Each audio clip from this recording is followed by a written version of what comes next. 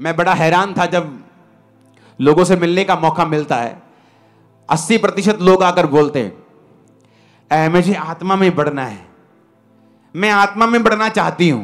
Prayer कितनी करते हो? 10 मिनट। अब ये वो हिसाब हो गया, कोई आगे बोले मैं जी ओलंपिक बॉडी बिल्डर बनना चाहता हूं, ओलंपिक लेवल का। एक्सरसाइज कितनी करते हो? हाँ जी 5 मिनट। अपने दिमाग हमारे सेट, हम सेंस में क्यों नहीं? हम नॉनसेंस बातें क्यों करने लगते हैं? हमें आत्मा में बढ़ना है और हमारी 2.5 घंटे प्रेयर नहीं है। आपको क्या लगता है हम आत्मा में बढ़ जाएंगे? यीशु ने कहा दुष्ट आत्मा भी विश्वास करती है और थर थराती है कि यीशु खुदा है। तुम भी तो विश्वास करते हो और थर थराते हो, तो तुम में और दुष्ट आत्मा में फर्क क्या है? तुम में और दुष्ट आत्मा में यही फर्क है कि दुष्ट आत्मा कर्म नहीं करती, तुम भी कर्म नहीं करते। तुम आत्मा में बढ़ना चाहते हो लेकिन प्रेयर तुम्हारी 0 है, आधा घंटा है। आत्मा में बढ़ना चाहते हो, हफ्ते में कम से कम 2-3 फास्ट तुम्हारे होने चाहिए। 2004 में मैं नहीं कहता आप मेरी तरह फास्टिंग करें, क्योंकि उसका नेगेटिव असर बॉडी पे मेरा उस जमाने में हुआ था, क्योंकि एक हफ्ते में 3 दिन रात के हमारे रोजे होते थे। अगर मैंने मंगलवार, बुधवार, वीरवार 3 दिन रात के रोजे किए, जब शुक्रवार आता था तो दिन का रोजा होता था, शनिवार दिन का रोजा होता था, संडे दिन का होता था, सोमवार दिन का होता था, मंगलवार फिर दिन रात के रोजे होते थे। और 1 साल हमने कंटिन्यू ऐसा किया है, क्योंकि सारा ग्रुप करता था तो सभी करते थे।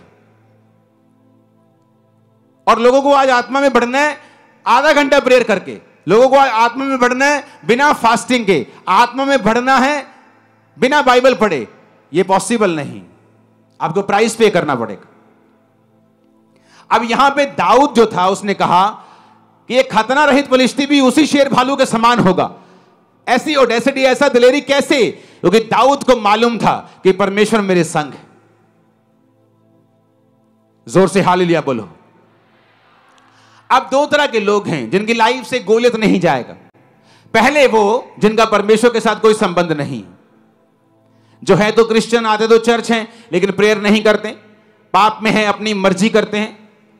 अगर घर में है तो फूट डालने का कारण है, घर में है तो मोहल्ले में है तो चुगलियों का कारण है। जिनका प्रार्थना में कोई ध्यान नहीं, जिनका यह ध्यान है कि चुगली कैसे करनी, घर तोड़ने कैसे हैं, कैसे पैसे अठियाने हैं, कैसे काम खराब करने हैं, तो बाइबल कहती वो अधिकार तुम चाहकर भी प्रयोग नहीं कर पाओगे, क्योंकि आत्मिक अधिकारों के लिए तुम्हें परमेश्वर के वचन के ऊपर चलना पड़ेगा।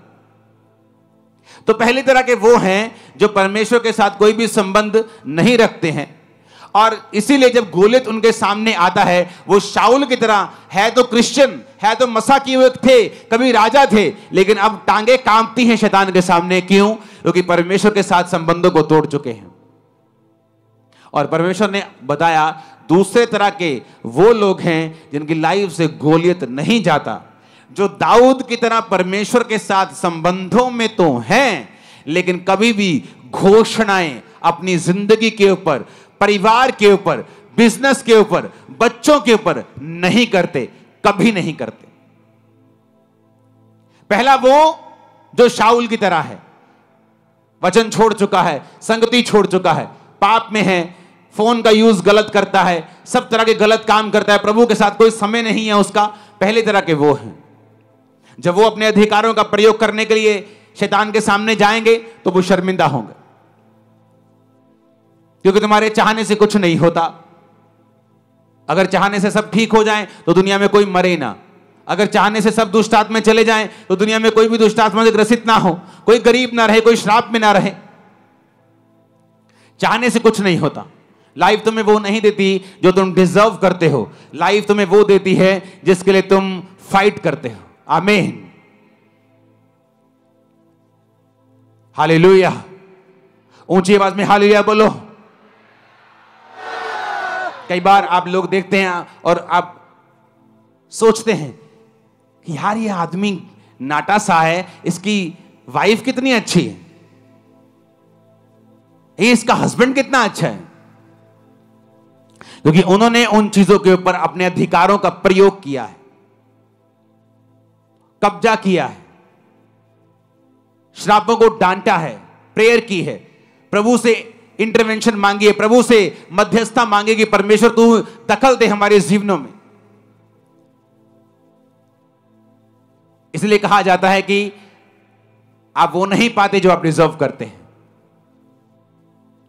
कितनी ऐसे लेडीज होंगी, बहनें होंगी जो सुंदर हैं, गुड कैरेक्टर की हैं, लेकिन मैरिड लाइफ में कभी सेटल नहीं होती।